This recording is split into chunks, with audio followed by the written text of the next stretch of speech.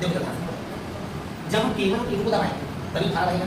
तो जब हमने K1 और K2 को दबाया तब ये बताना P Q R S का प्रतिरोध है, इसी में धारा है। तो प्रतिरोध P पर कौन सा धारा बहा I1, Q पर क्या बहा I2, R पर क्या बहा I3, हां पर S पर क्या बहा I4। बस इस बिंदु को बोलना B और इसको क्या बोलना T, इसको क्या बोलना A और इसको क्या बोलना C। A B C और क्या चीज D। और इसी पर लगेगा किरचॉफ का नियम। तो किस बिंदु पर लगेगा? तो बिंदु लगेगा B पर और लगेगा D पर, प्रथम नियम लगेगा। किस पर? बिंदु B पर और D पर क्या लगेगा? प्रथम नियम। ऐसे याद रखो चित्र में बिंदु B और बिंदु D पर कौन सा लगेगा? प्रथम नियम। अब द्वितीय किस पर लगता है? संधि पर लगता है। किस पर लगता है? लूप में। लूप का मतलब क्या होता है? बंद होना चाहिए। बंद A B D A, ठीक है? A B D A एक हो गया। दूसरा बोलो B C D B, इस पर क्या लगेगा? द्वितीय। प्रथम नियम किस पर लगेगा? संधि पर।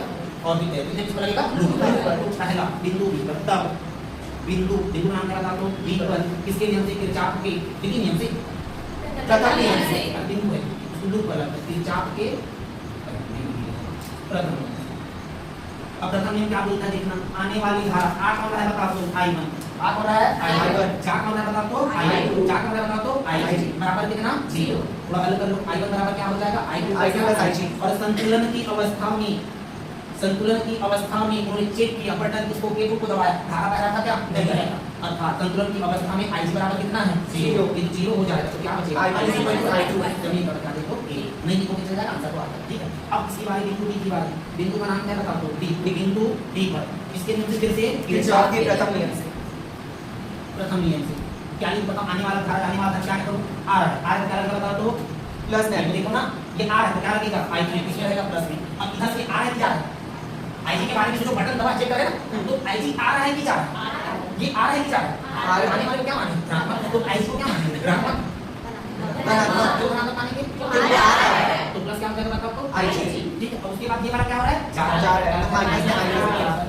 थोड़ा हल कर लो I3 + IG बराबर I2। और हमको मालूम है कौन सी अवस्था में, संतुलन की अवस्था में IG = 0।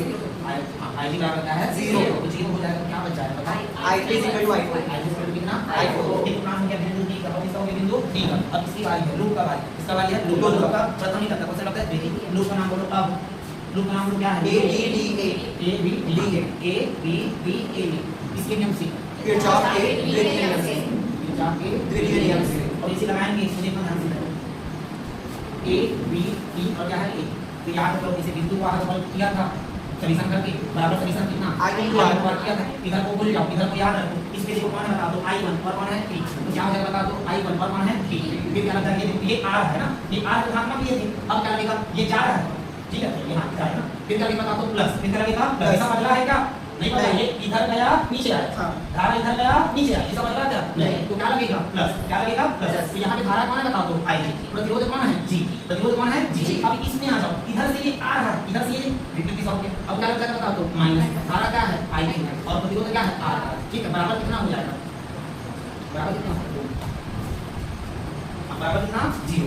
क्यों होगा संतुलन की अवस्था, क्यों का संतुलन की अवस्था बराबर कितना हो जाएगा 0 हो जाएगा। अब सोचना को हल कर लो I1P फिर क्या बताओ तो प्लस IGG बराबर कितना हो जाएगा I3R। और संतुलन की अवस्था में विद्युत वाहक 0, धारा भी तो 0 है। कौन सा धारा IG है, वाकई में बह रहा है, समझ गए, बीच वाले में नहीं बह रहा, जबकि जाना चाहिए था। तो संतुलन की अवस्था में कौन 0 हो जाएगा बता दो IG बराबर कितना 0। चलिए 0 का क्या हो जाएगा 0 हो जाएगा। कौन बच जाएगा I1P बराबर I3R, ये बच जाएगा। उसके बाद देखो एक लूप तो हो गया ABD।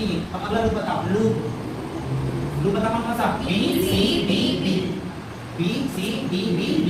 तो देखते हैं क्या क्या हो जाएगा, इसको क्या प्लस मान, इधर को प्लस, तो इधर को धारा कौन है बताओ तो I2, प्रतिरोध कौन है I2 है ना I2।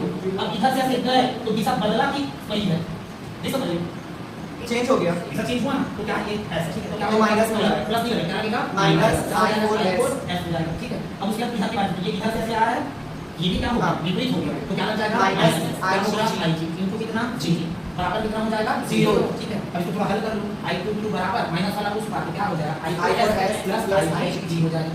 उसके फिर से संतुलन की अवस्था में हर बार संतुलन की अवस्था IG 0, IG 0 हो जाएगा, 0 खत्म हो गया कहानी। कौन बचा बता दो I2Q बराबर कितना I4S, समीकरण क्या बता दो 4। उसके बाद देखो समीकरण 3 भागित समीकरण 4 करो तो P/Q आना तो लग रहा है ना, P/Q कब आएगा जब बटा करेंगे तब आएगा, समझ गए को कर रहे हैं। समीकरण 3 भागित इससे 4 है, तो यहां कौन है बताओ LHS में I1, इसके LHS में I2Q बराबर, इसके LHS में I3R और इसके LHS में I4S। यहां तक क्लियर हुआ कि बता। अब ध्यान दो समीकरण 1 व समीकरण 2 को ध्यान से देखो, देख रहे हो I1 बराबर I लिखा है क्या? I1 बराबर I लिखा है क्या? समीकरण को देखो तो दिख रहा है कि दोनों बराबर है, बराबर क्या हो जाएगा? कट जाएगा। तो कौन बचेगा बताओ, कौन बचेगा? P बटा Q। अब समीकरण 2 को देखो, I से Y तो बराबर है, देखो बराबर है ना?